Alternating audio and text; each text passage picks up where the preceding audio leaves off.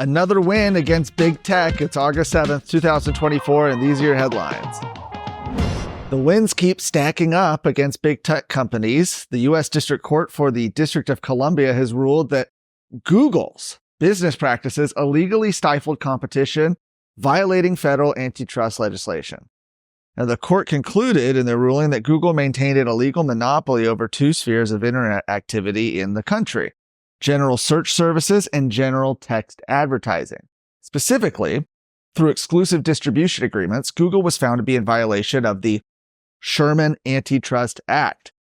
Now, Section 2 of that law bans efforts and conspiracies to monopolize. Attorney General Ken Paxton celebrated the court's findings. He said a federal court ruled that Google illegally maintained a monopoly by exploiting its dominance to squash competition and hamper innovation. Why was Ken Paxton celebrating? Well, along with the U.S. Department of Justice, 10 states joined Texas in filing the antitrust lawsuit. Those states included Arkansas, Florida, Georgia, Kentucky, Indiana, Louisiana, Mississippi, Missouri, Montana, and South Carolina. And this is only Paxton's latest victory over internet and technology behemoths. Back in July, Texas secured a $1.4 billion settlement with Meta, aka Facebook. That settlement was the largest ever secured from an action by a single state and the biggest privacy settlement obtained by an attorney general. Meta will be required to pay the settlement over 5 years. The coalition of Democrats for Ted Cruz grows even bigger as Harris County District Attorney Kim Ogg says she's endorsing the senator over his Democrat opponent. And during a joint appearance with Cruz on Fox News' Hannity last night, Kim Ogg expressed concerns over the rise in violent crimes committed by illegal aliens, including the brutal murder of 12-year-old Jocelyn Nungare. She said, while Jocelyn Nungare is the reason that Ted Cruz and I started working together, she's not the only reason that I support the senator.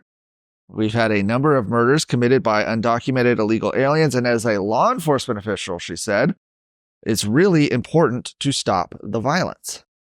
And Ogg praised Cruz for introducing the Justice for Jocelyn bill, which would have kept the suspects in Nungare's case in custody if it had been law at the time. Now, Senator Cruz, who's facing off against Colin Allred in November, welcomed Ogg's endorsement, said it demonstrates the bipartisan nature of the issues they are addressing. Now, Ogg was defeated in the Democrat primary against the George Soros-backed challenger Sean Tier in March. That same month, Cruz's campaign announced the launch of Democrats for Cruz, a coalition designed to get Democrats to cross party lines and re-elect him into office. America is at a crossroads. Now, more than ever, Texas must step up and lead the country. We don't have time to mess around. The only way to save America is with a strong Texas. You and I know this, but so do the enemies of life and liberty. Therefore, you and I have no choice but to stand up and fight. I'm Sarah Gonzalez, and to the enemies of liberty, I say, come and take it.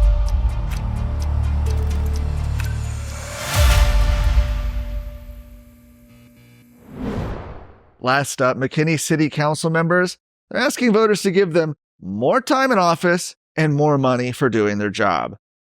During a meeting yesterday, council members voted 5-1 to place 4 charter amendment propositions on the ballot in November. 2 of them would set longer term limits and increase the pay for council positions. Proposition A would extend term limits for the mayor and city council members from 2 to 3 consecutive 4-year terms. That change would allow the current mayor, George Fuller, to seek a third term in 2025.